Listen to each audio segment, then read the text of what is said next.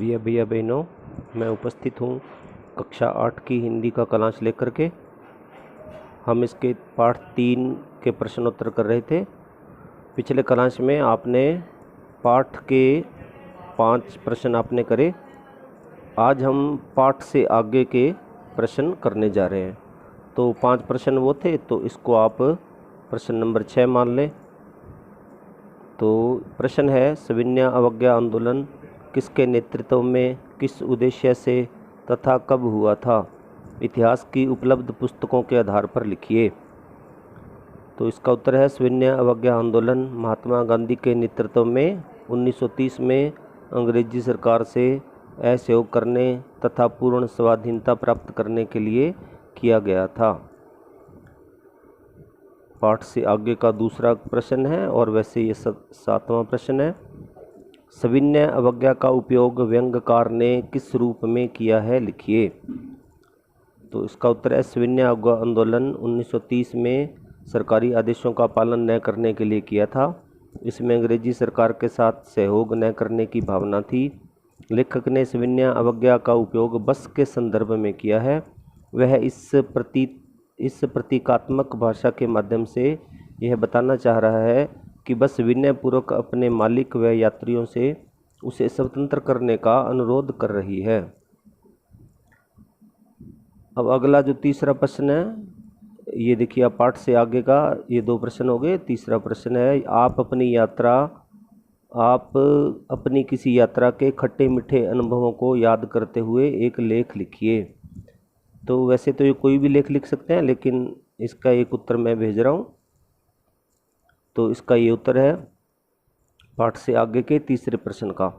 मेरी प्रथम रेल यात्रा तो आज भी मेरे लिए अविस्मरणीय है, क्योंकि मेरी प्रथम रेल यात्रा ने रोमांच के साथ ही मुझे एक ऐसा मित्र भी दिया जो आज मुझे सबसे अधिक प्रिय है। अतः इस दिन को तो मैं कभी भुला ही नहीं सकता। बात उस समय की है जब मैं 8 वर्ष का था। मेरे पिताजी को उनकी कंपनी की ओर से उनके अच्छे कार्य हेतु सपरिवार इस दिन के लिए रेल द्वारा देश भ्रमण का प्रबंध था। सभी रिजर्वेशन टिकट तथा अन्य व्यवस्था कंपनी द्वारा पूर्व में ही कर दी गई थी। जैसे ही इस बात की सूचना मुझ तक पहुंची, मेरी प्रसन्नता की सीमा न रही। इससे पूर्व मैंने रेल यात्रा के बारे में केवल सुना ही था। आज प्रथम बार इस अनुभव हेतु मैं बहुत ही रोमांचित, पुलकित एवं उत्साहित था।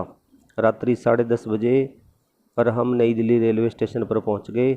स्टेशन की इमारत और दौड़ते भागते तरह तरह के लोगों को देखकर मैं आश्चर्यचकित रह गया। बहुत से कुली एक साथ हमारा सामान उठाने के लिए हमारी ओर लपके। पिताजी ने उनमें से एक की ओर संकेत किया और फिर हम उसके पीछे निश्चित प्लेटफार्म पर पहुंचे। वहां पर गाड़ी पहले से ही खड़ी थी। हमने अपनी पहले से ही रिजर्व सीटें ग्रहण की और सामान को नीचे रखकर आराम से बैठ गए।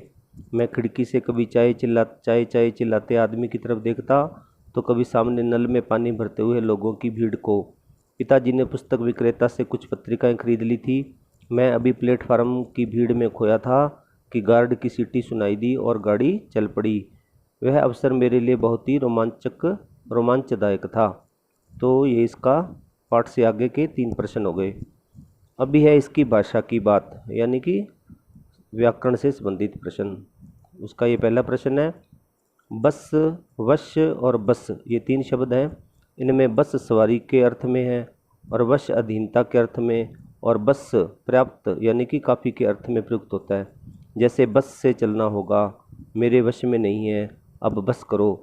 उपयुक्त वाक्यों के समान वश और बस शब्द से 2 वाक्य बनाने हैं। तो ये इसका उत्तर रहा, वश।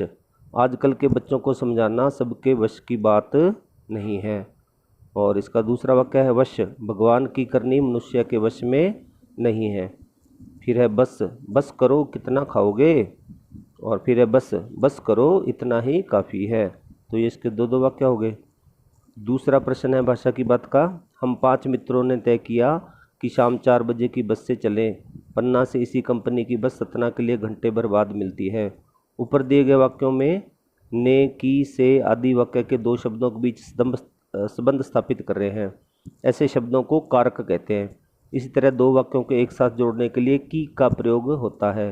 कहानी में से दोनों प्रकार के 4 वाक्यों को चुनिए। तो ये 4 वाक्य लिखने ऐसे जिनमें कारक चिन्हों का प्रयोग हुआ हो।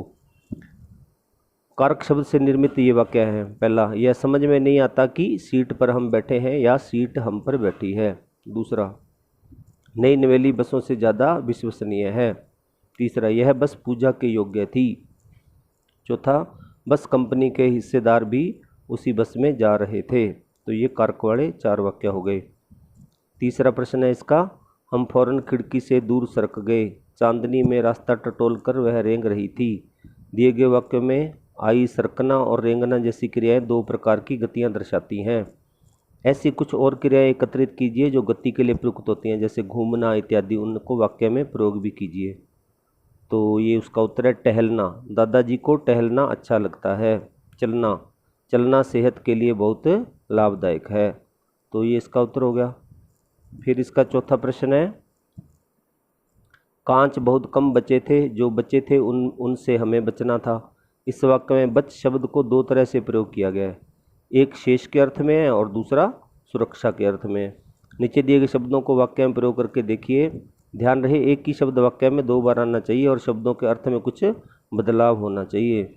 यानी कि शब्द तो एक जैसे है लेकिन उनके अर्थ में बदलाव है। तो जैसे ये जल और हार, तो जल का प्रयोग है, उत्तर इसका मीना गर्म जल से बुरी तरह जल गई। ठीक है, ये तो हो गया जलना। और दूसरा है हार, यह प्रतियोगिता के इस पड़ाव में जिसकी जीत होगी उसे मोतियों का हार मिलेगा और जिसकी हार होगी वह प्रतियोगिता से बाहर हो जाएगा। यानी कि एक ही वाक्य में दोनों शब्द हैं लेकिन दोनों के अर्थ अलग अलग हैं। इसका है 5वां प्रश्न, बोलचाल में प्रचलित अंग्रेजी शब्द फर्स्ट क्लास में 2 शब्द हैं, फर्स्ट और क्लास। यहाँ क्लास का विशेषण है फर्स्ट, चूँकि फर्स्ट संख्या है। फर्स्ट क्लास संख्यावाचक विशेषण का उदाहरण है। महान आदमी में किसी आदमी की विशेषता है महान, यह गुणवाचक विशेषण है। संख्यावाचक विशेषण और गुणवाचक विशेषण के 2 उदाहरण खोज के लिखिए। तो ये उसके उत्तर है। संख्यावाचक विशेषण है 4, 8, 10। उसी तरह गुणवाचक के हैं चांदनी रात, समझदार आदमी। इस तरह ये भाषा की बात के 5 प्रश्न पूरे हो गए। तो कुल मिलाकर के अभी इस कालांश में आपके सारे प्रश्न उत्तर पूरे हो गए। तो आप सब भैया बहनों को आज का गृहकार्य ये है कि पाठ 3 के पूरे प्रश्नोत्तर आपको पक्की कॉपी में करने हैं। अगले कालांश में हम पाठ 4 शुरू करेंगे। जय हिंद, जय भारत।